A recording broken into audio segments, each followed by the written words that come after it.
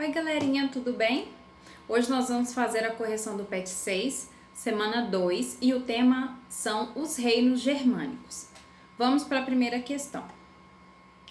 Entre os reinos germânicos, houve um que se tornou muito poderoso, o Reino Franco. No início do século V, eles ocuparam a Gália, região da atual França, e conseguiram uma maior estabilidade devido às relações estabelecidas com a Igreja Católica, que naquela época passava por um período de fortalecimento.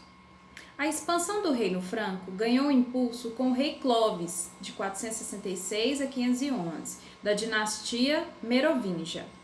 Em fins do século V, Clovis se converteu ao cristianismo. Explique por que Clovis teria se convertido, quais os fatores motivaram essa aliança e comente a relação entre a Igreja e o Reino Franco.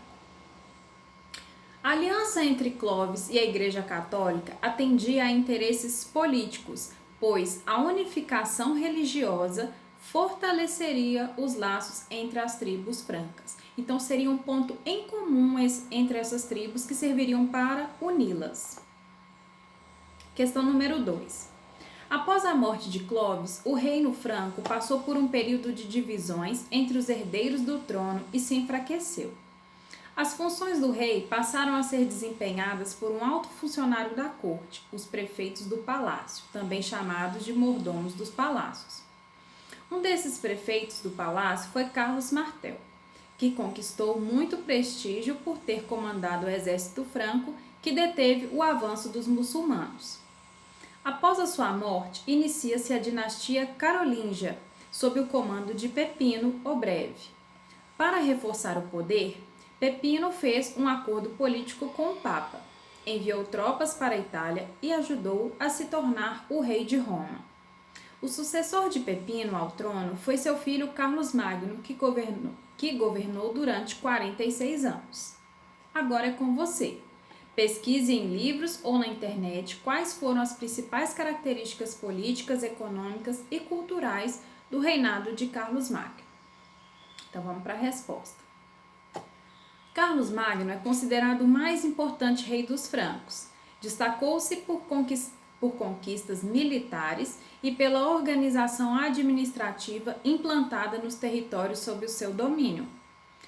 Preocupou-se em preservar a cultura greco-romana, investiu na construção de escolas, criou um novo sistema monetário e estimulou o desenvolvimento das artes. Isso aí foram alguns pontos, algumas características do governo de Carlos Magno.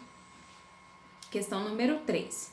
Em seu caderno, produza um texto sobre os povos germânicos abordando os seguintes aspectos: como viviam, como obtinham seus alimentos, como estava organizada a sua sociedade, como eram suas leis e como eram suas crenças religiosas.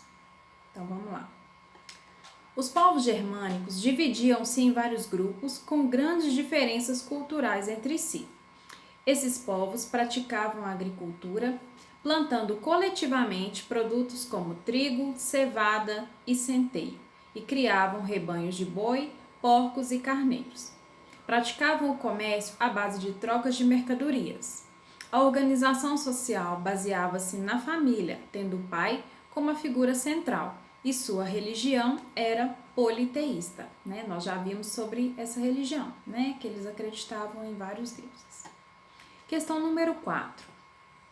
Preencha o quadro abaixo, referente aos germânicos e aos romanos. E aí nós temos esse quadro, onde você vai colocar aí como era a economia, organização social, organização política e religião dos romanos e dos germanos. Então vamos lá, economia. Dos romanos, agricultura e comércio. Germanos, agricultura, pecuária e comércio à base de trocas. Organização social, divisão das classes sociais dos romanos, enquanto nos germanos havia o patriarcado, quer dizer, baseado na figura do pai.